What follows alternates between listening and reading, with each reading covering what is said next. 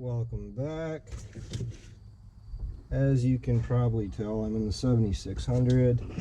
Took the merger controller out because we're done merging, or done using the merger for what we were going to use it for this year. The baler is hooked up. Not for long. I'm already pretty old to the point of taking it back off. Just trying to clean this up a little bit. The controller for the AST applicator was really starting to get on my nerves. Not the controller itself, but they give you so much wire. Well, depending on what kind of baler you get or you have, I can see where they're coming from for giving you as much wire as they do. I'll show you exactly what I did with it. But the majority of the wire was coming from the motor. So what I did is wrapped it all up and tucked it inside the bracket or the frame for holding the tank up, largely just because I want to get it back out of the way. This is yet something else I'll have to watch out for now, because before the wire just came from up here and then it came straight down, so it was just kind of hanging up here in no man's land.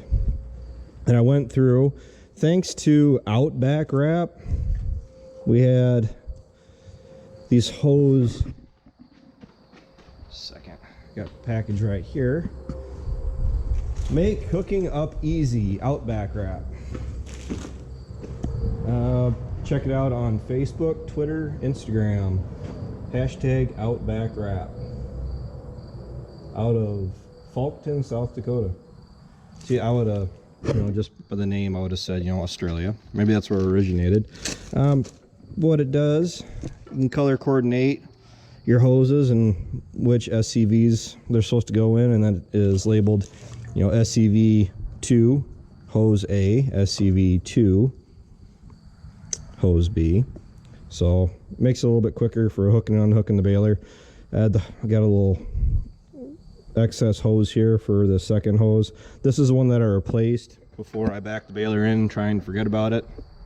And we got a lot of excess oil, and I could try to clean that out, but what I'm gonna do, one of two things. Option A is get a bunch of dirt and dust from the floor of the machine shed, throw it on there, let it soak in, then hit it with a hose and hose it off. Option B, don't do anything to it, run the baler for the first day that we run it, and then come back through and wash it out. The dust will collect on that oil and clean it right up. That's what, I had a minor heart attack when I saw all of this, because I automatically was worried that my tank was leaking, which you can see right there. I can rub my fingers together. That is oil. The reason for that is I had this back cover open, and the hose, wow, now you can really, if you guys aren't looking into the sun, but you can see where the oil is all hit.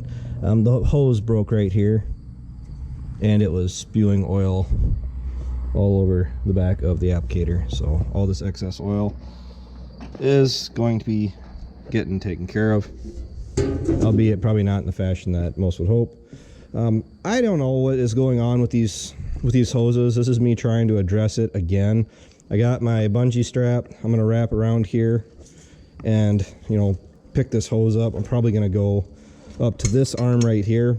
I've actually, on this baler, the first year we had it, the hoses, I didn't have them secured up good enough, and I turned on a headland.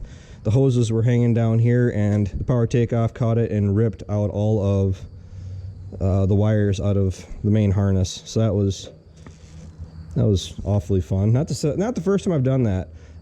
First time I did it on this baler, but I had an uh-oh moment, or an oops moment, with the chopper at my grandpa's back when I was a teenager.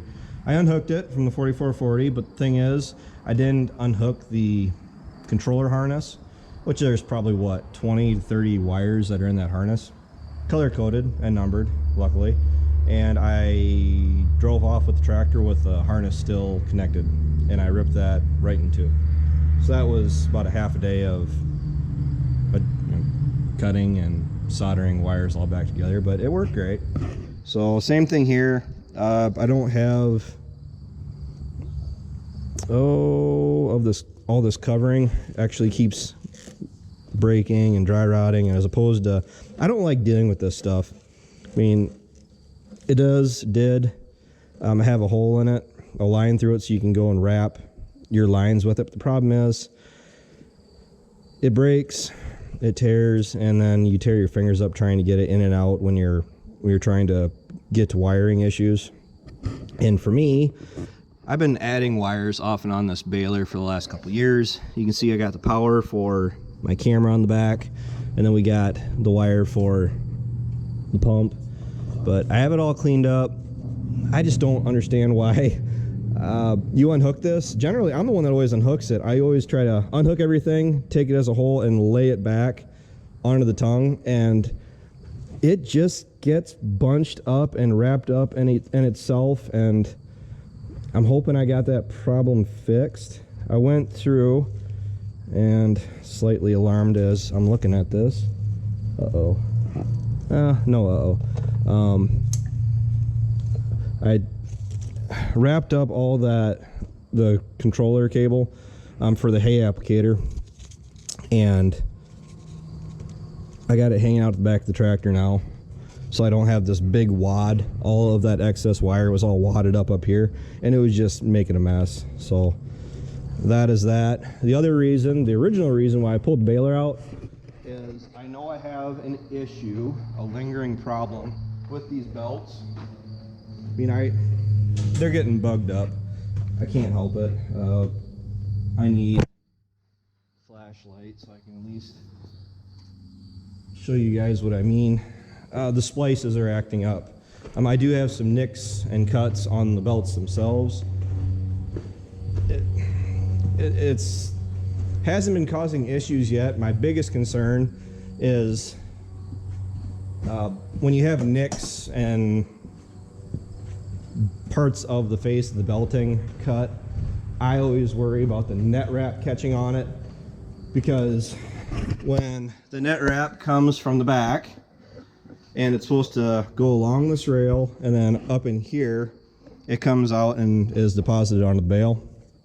But if the belt catches the net wrap, it continues to carry the wrap up to the rolls up top, and then there's a big roll all the way across there, which is clean, by the way, that it likes to deposit the net wrap on.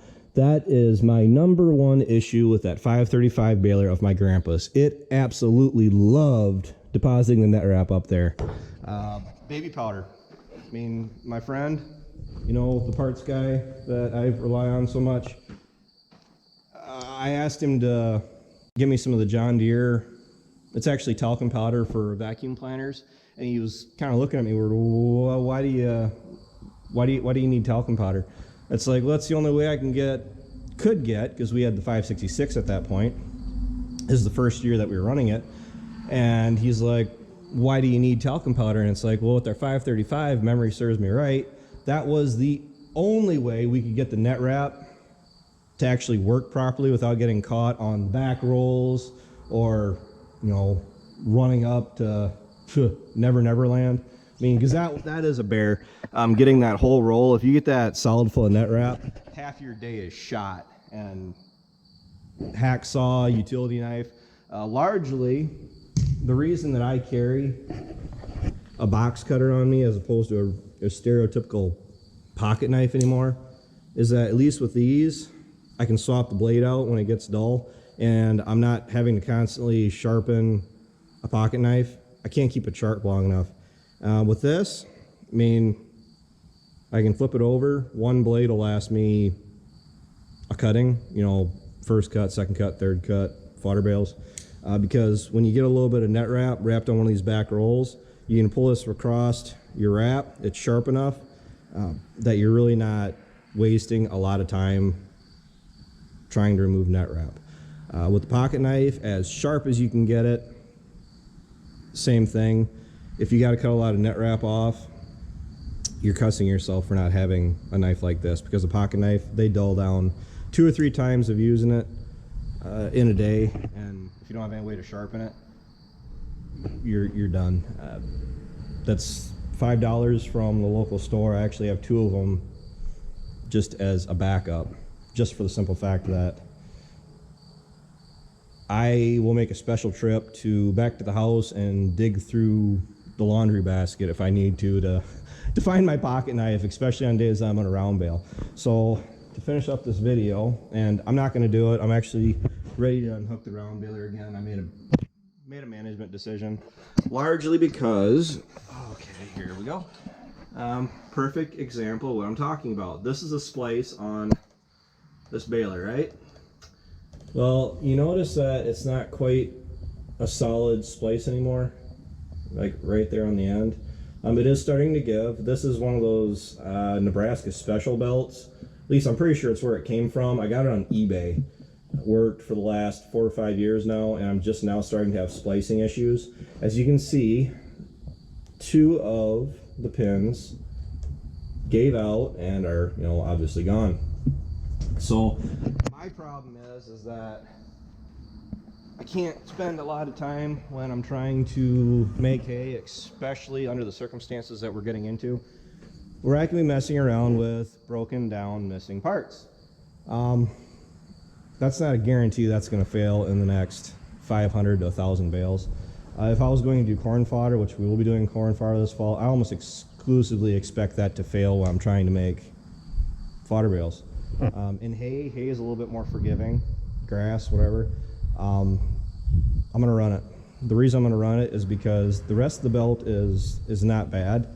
All I wanted to do was go through, take a hacksaw, because I'm really not the kind of person to sit and fight these pins forever and ever, especially if I want to replace the splice. Take the hacksaw, cut the belt right above the splice as tight as I can, and then take it up to the local dealer and have them go ahead and put a new splice in. The problem is that you're only allowed so much leeway as to whether or not it'll work or not, because I have the baler up now, so there's no tension on it, but going through and pushing on the belts to see whether or not there's much tension on it or not is a good indicator of whether or not you can get away with it. I went through, I checked all 8 of them, and these belts, they had like no give. That was it. These 2, I could move. That's a pretty good representation of how much I could move them. Not a lot, but noticeable. Enough that I could have gotten away with fixing the splice.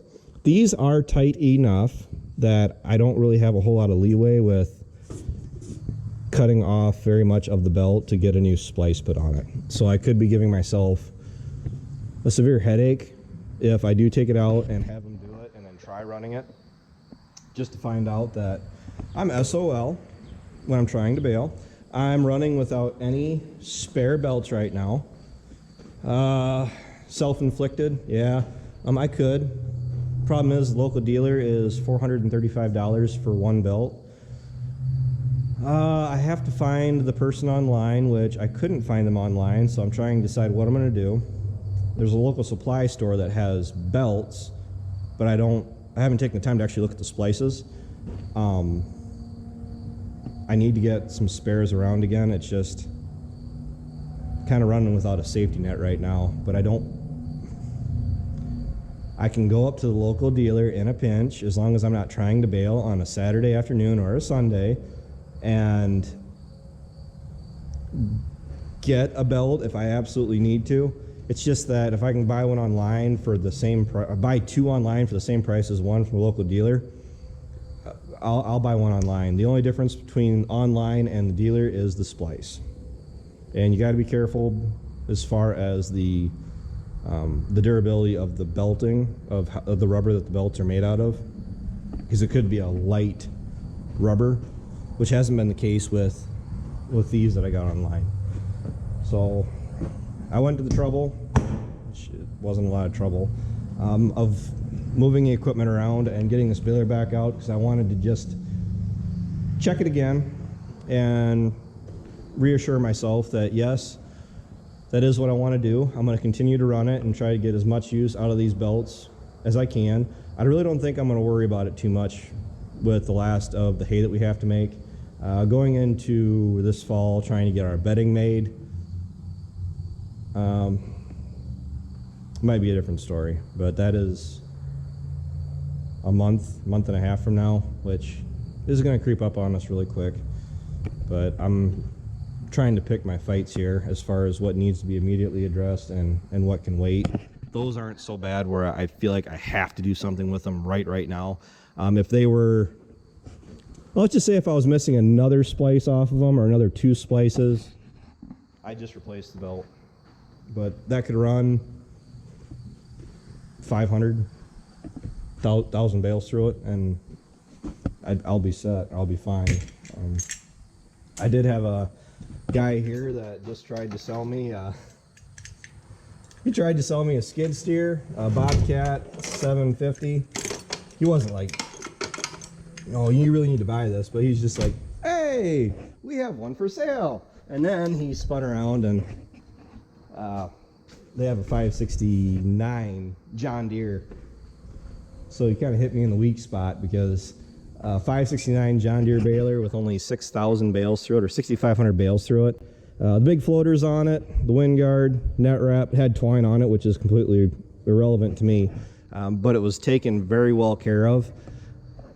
Oh, that kind of hit me where it hurts, because I would like to update to that baler. Same thing with the skid steer. It was a Bobcat. I'm not really crazy about updating to another Bobcat. Not saying I wouldn't. I would just have to demo the 750s, the 850s, or whatever they're out right now. My biggest thing is when it comes to another skid steer, bigger is better. It's going to be a wheeled machine.